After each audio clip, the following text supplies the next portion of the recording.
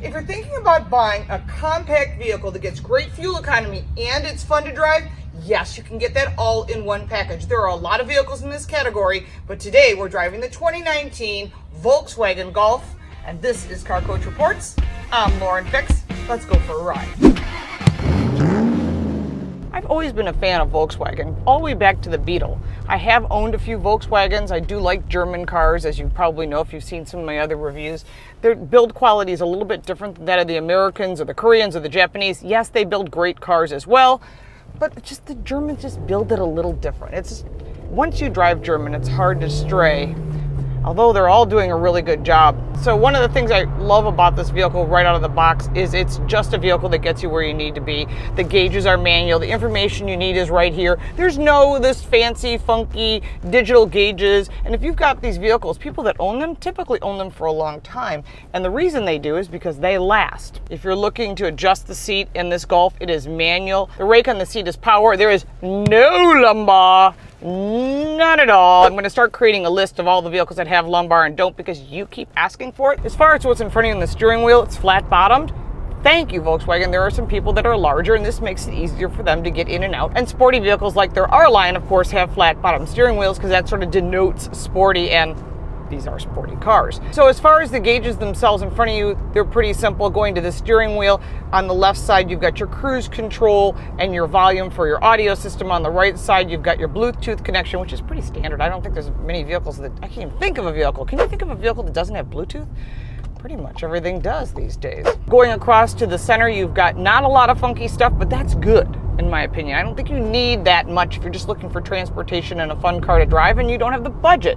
Of course, there are deals all over the place for pretty much every brand. You get your vents, going down to your brand new audio system, which is a huge upgrade for Volkswagen. Thank you for upgrading this. I'm really pleased with the new black screen. It just is cleaner looking than the old teen little screen they used to offer. Then you've got your heated seats, which are important, especially if you live in the upper half of the country or if you just want heated seats, or as I call them, hot cross buns. One of the things about the radio is they offer AM and FM and satellite, and I think that's important. And you may think, why AM? Well, some people like AM radio. Nice storage underneath, USB connection, and you got some buttons on the side for the higher trim level. So if you order more goodies, you're likely to have those on the left and right side of your shifter, whether it be automatic or manual. Love the manual. It's a nice 6-speed manual. Of course, you can get an 8-speed automatic, but that's no fun. Further back, you've got an actual mechanical parking brake, which I find it very unusual because you don't see those anymore. They're all become electric. I'm not really a fan of that. Of course, you can't do parking brake turns without a manual parking brake. Did I say that?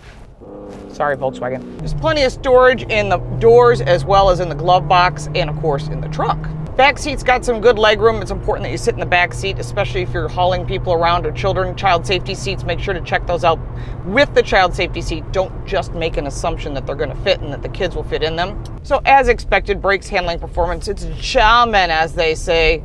It performs as expected. But as far as overall performance, handling, brakes, it's got great pickup. There are other cars in the category that have more power, and I get that. But overall, this is a fun car, and I think it's a really good value. And you can't go wrong with Volkswagen. There are dealers all over the country, so no matter where you live, you can get them serviced. By the way, I do like the sunroof. I have it closed right now so I don't blast you out with light. But I have to say, they've done a great job. And when you're looking at a car in this category based on the competition, there's not many negative things to say. I do have a list down below of pros and cons. One of the most important things when you're buying a smaller car is to look for safety features. A lot of safety features are standard in Volkswagen, and it has top safety ratings. So look for NHTSA, NHTSA, and IIHS. You want to make sure that you get top ratings. The last thing you want to do is skimp on safety. You can cut back on all the other goodies, the upgraded wheels and so forth, and there are 16-inch tires on this, and if you want to go bigger, great. But don't skimp on safety. That's one of the things that you never want to cut corners on because you can't add it later. One last thing about the warranty. They're calling it the People's First Warranty. I'm not a fan of the title, but it is 6 years, 72,000 miles, and that makes a huge difference when you're going to purchase a vehicle. You want to make sure you have some support from the manufacturer.